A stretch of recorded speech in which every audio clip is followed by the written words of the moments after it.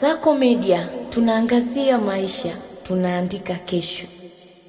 Klabu ya Tottenham Hotspur wamefanikiwa kumsajili kiungo wa kimataifa wa England Conor Gallagher kutoka Athletic Madrid na hivyo kuipuka Aston Villa katika mbio za kunasa saini ya mchezaji huyo. Gallagher amerejea ligi kuu ya England baada ya kukaa Hispania kwa takriban miezi 18 ambapo alikuwa akichezea Athletic Madrid tangu Agosti 2024. Spurs wanatajwa kuilipa Athletic zaidi ya pauni milioni 34 kwa ajili ya kiungo huyo mwenye uwezo mkubwa wa kukaba na kuunganisha safu ya kati. Gallagher atavaa jezi namba 22 ndani ya klabu hiyo ya London Kaskazini, na usajili wake unakuja baada ya Tottenham kulazimika kuingia sokoni kufuatia majeraha ya Rodrigo Bentancur ambaye atakuwa nje ya uwanja kwa takriban miezi mitatu. Akizungumza baada ya kusaini mkataba wa muda mrefu, Gallagher alieleza furaha yake kubwa kujiunga na Spurs, akisema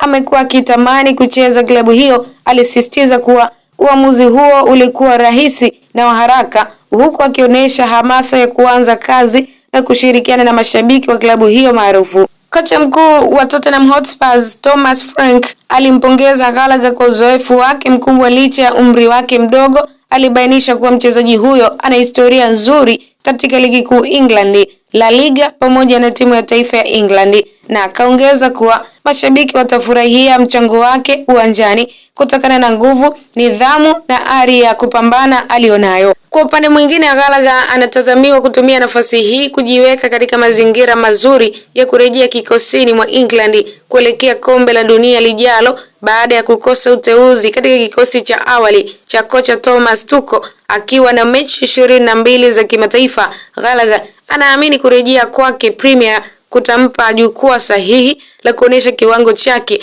na kufufua ndoto yake ya kuchezea taifa katika mashindano makubwa kama mashindano ya kombe la dunia. Ni mtazamaji wa Kasako Media, usiache kutufuatilia katika mitandao ya kijamii Instagram, Facebook, Twitter, tufollow kama Kasako Media. Kasako Media, tunaangazia maisha, tunaandika kesho.